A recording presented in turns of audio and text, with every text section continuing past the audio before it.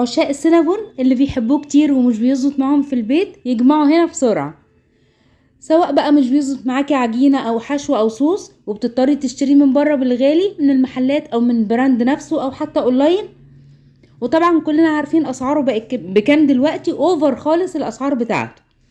لو عملتيه بنفس الطريقة دي هتحبيه اكتر من البراند نفسه وهتكوني متميزة فيه ان شاء الله، ومش بعيد كمان تفتحي مشروعك الخاص منه وهتبدأي ان شاء الله الانطلاقة من هنا. كل الصينية دي مش هتكمل معاكي 8 قطعة واحدة من اللي بتجيبيه من البراند نفسه او من بره. هنا ان شاء الله هعرفك كل اسرار السينابون وهتكون كل حاجة فيه مظبوطة باذن الله، وهعرفك ازاي تفرزيه وتطلعي منه وقت ما تحبي، هيكون زي كأنك عاملاه دلوقتي بالظبط. اسرار الحشو والصوص بالمقادير المظبوطة وكل حاجة فيه، مش هتفوتي اي حاجة خالص ان شاء الله. تابعي معايا الفيديو، بس قبل ما نبدأ ما تنسيش الاشتراك في القناة وتفعيل الجرس واللايك والشير اللي بيفرحني وبيشجعني وبتساعدي ان انا اوصل لأكبر قدر ممكن، وممكن تكوني سبب انك تفتحي باب رزق لحد ويتعلم الطريقة المظبوطة ان شاء الله، وهتعجب كل اللي هياكلها. مقادير كلها مظبوطة وجميلة موجودة عندنا في البيت. السلام عليكم ورحمة الله وبركاته، معاكم دعاء زين. ان شاء الله النهاردة هنعمل السينابون، عجينة وصوص وحشو. بس يلا كده سمي الله وهاتي العجان بتاعك، ولو ما عندكيش هتعمليه على ايديكي بكل سهولة.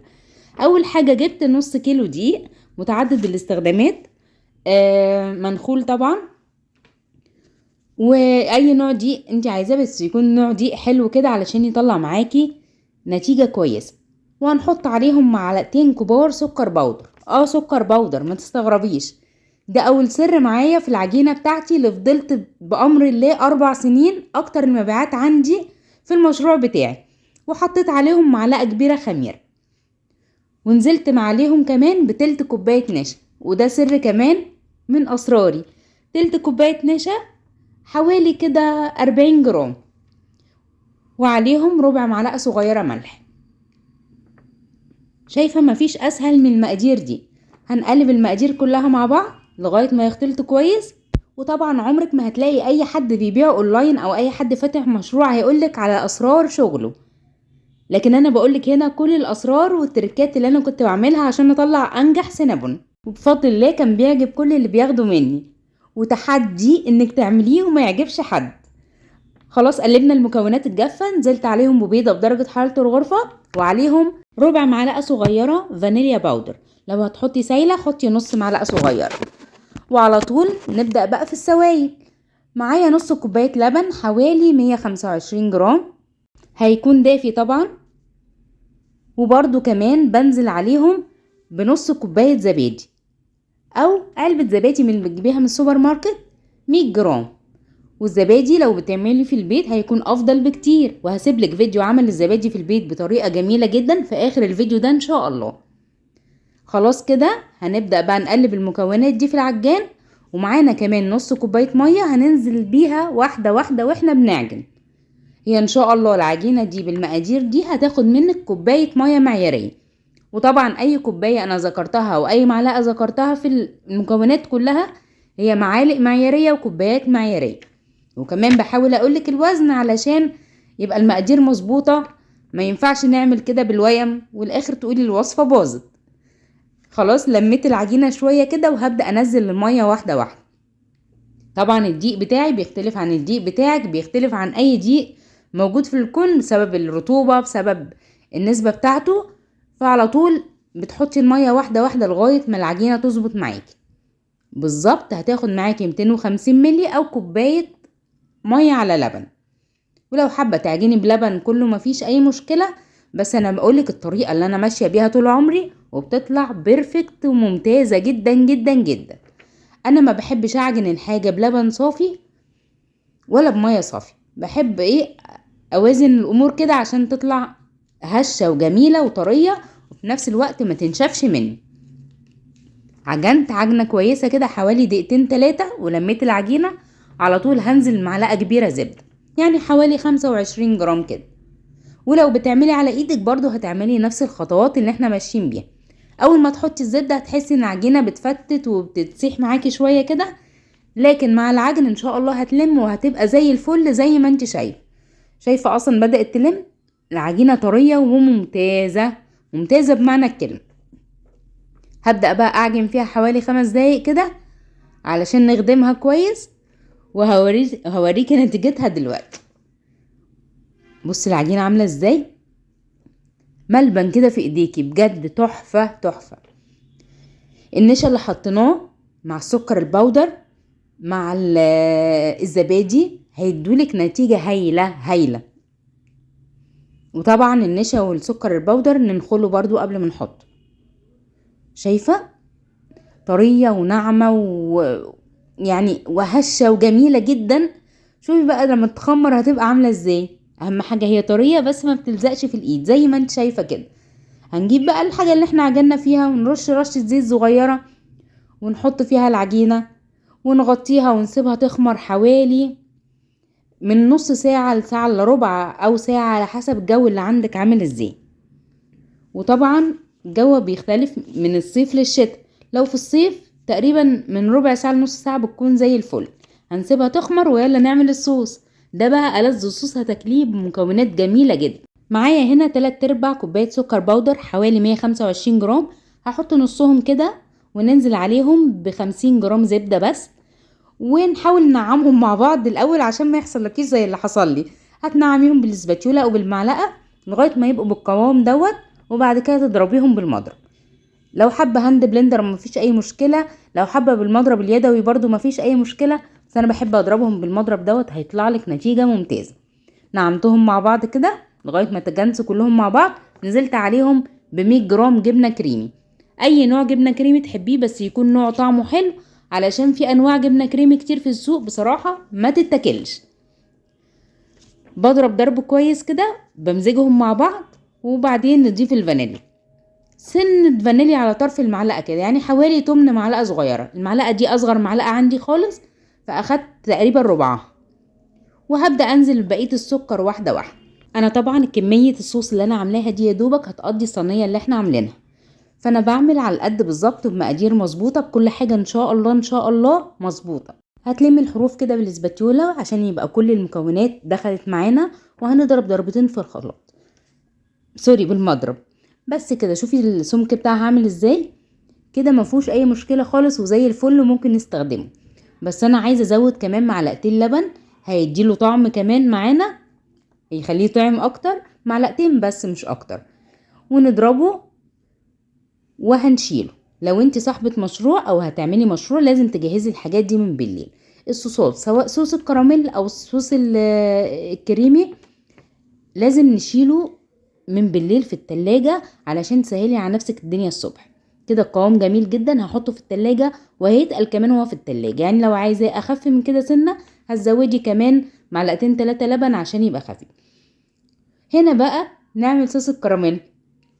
هاتي الوك الطاسة او الكازرول الستانلس بتاعتك وحطيها على النار، وابدأي حطي فيها نص كوباية سكر من غير اي مية ومن غير اي حاجة خالص، ومن غير اي حاجة ولا تحطي فيها اي معلقة، لغاية ما السكر يسيح جدا ويبدأ ياخد لون. في المرحلة دي بقى هتحضري ربع كوباية مية وعليها معلقة صغيرة نشا. وده اسهل صوص كراميل هتعمليه. ده صوص كراميل مش توفي، علشان ما حدش يقولي ما حطيتيش زبدة ليه وما حطيتيش كريمة ليه. ده صوص كراميل اقتصادي وسهل وجميل ولذيذ، وبإذن الله طعمه مميز مع الصوص الوايت صوص بتاع السينابون. خلاص هنا اهو بدأ ياخد لون. نبدأ بقى نشتغل بالمعلقة عادي، معلقة خشب انسب معلقة للكراميل. وطبعا طاسة كازارولا ستانلس انسب برضو حاجة للكراميل. بقلب كده وخلي بالك علشان هيخدعك وياخد لون بسرعة. خليكي حذرة ومستعدة في اي وقت، ما تسيبوش وتمشي طبعا. خلاص كده وصل اللون اللي احنا عايزينه. ادينا تقليبة للنشا علشان لو كان رصب ولا حاجة تحت. وخلاص نبدأ ننزل بقى بالمحلول اللي عملناه بق بق كده زي ما انت شايفة الربع كوباية انا نزلتها تقريبا على 4 أو 5 مرات علشان ما يكلكعش معاكي. شايفة بقى عامل ازاي؟ مفهوش اصلا اي كتلة تحت. من اسهل الحاجات اللي ممكن تعمليها ويديكي نتيجة مظبوطة، بس لو مشيتي على الخطوات الصح بتاعته. شايفة سمكه عامل ازاي؟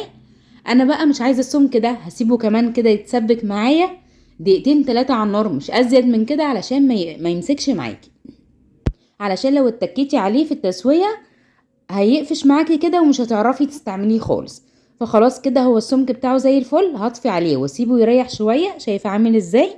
كده ممتاز جدا.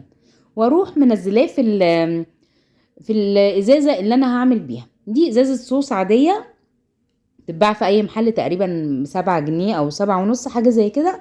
بجيبها وبسيبها بستخدمها في اي صوص انا عايزاه، وطبعا عندي كذا واحدة لكل صوص بعمل واحدة. شايفة دول عملوا لي شوية، دول حلوين جدا وممتازين، وبرضه هيكونوا على قد الكام قطعة اللي احنا عملناهم. هنا العجينة ما شاء الله ما شاء الله خمرت وبقت زي الفل. بس قبل ما نشتغل فيها تعالي ندهن الصينية اللي احنا هنسوي فيها. هنا معايا تقريبا 100 جرام زبدة، هاخد منهم قطعة كبيرة كده، هدهن الصينية داير داير ومن تحت وكله زي ما انت شايفة. وحاولي تنعمي الزبدة علشان تعرفي تفرديها. لو هتدخلها مايكرويف هتسيحها نص سيحة كده وتقلبيها، يبقى كلها متجانسة وهتبقى ناعمة معاكي تفرديها. تمام كده نعمتها. نجيب بقى الحشو. معايا 125 جرام سكر ناعم مش بودر، سكر عادي، وعليهم معلقة كبيرة قرفة، وكمان 3/4 معلقة كبيرة كاكاو.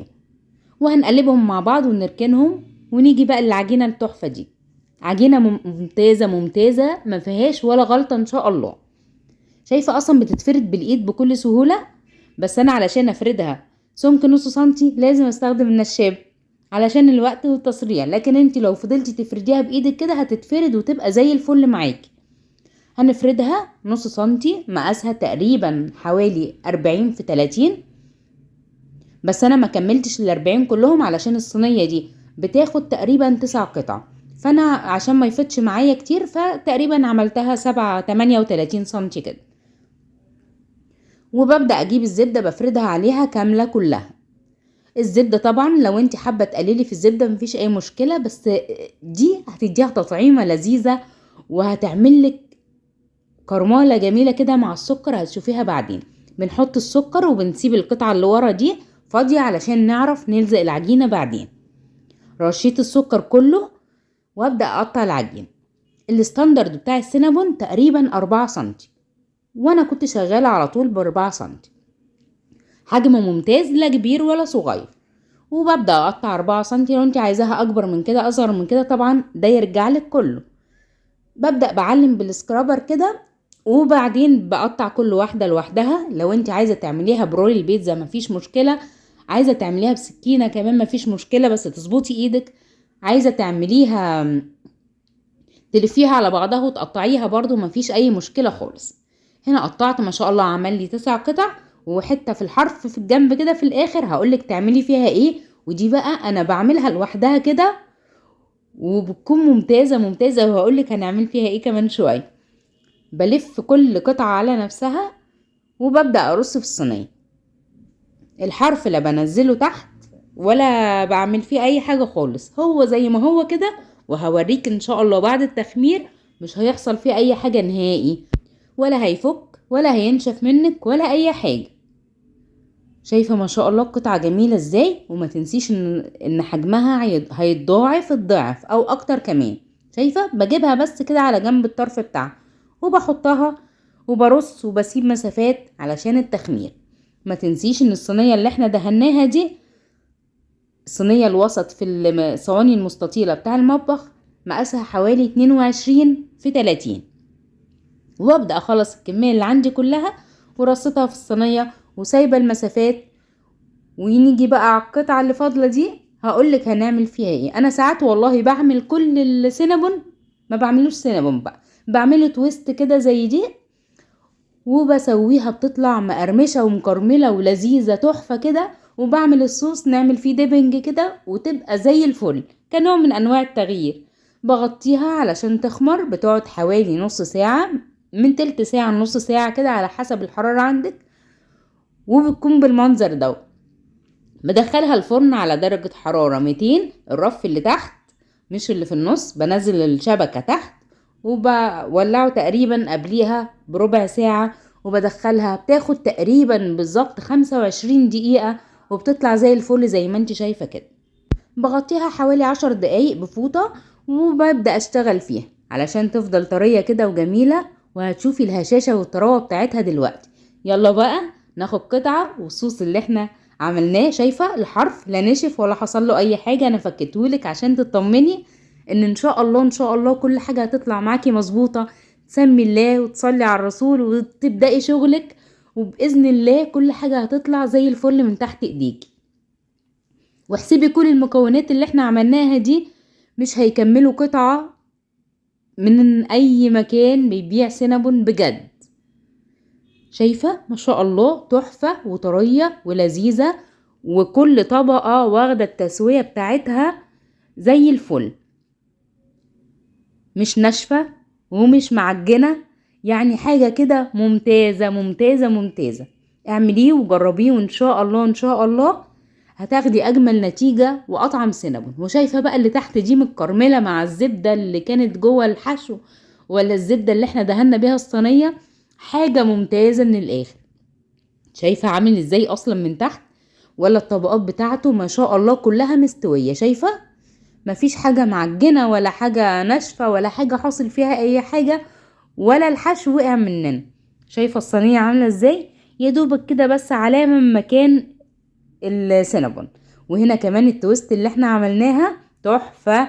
ولو عايزة تفرزيه على طول اول ما يبرد معاكي هتحطيه في اكياس وتشيليه في الفريزر وتطلعي على قد ما هتستخدمي. هتسخنيه في الفرن او الميكرويف وهيطلع زي الفل كأنك لسه عاملاه، وتحطي عليه الصوص اللي انت عايزاه. وبألف هنا وشفا.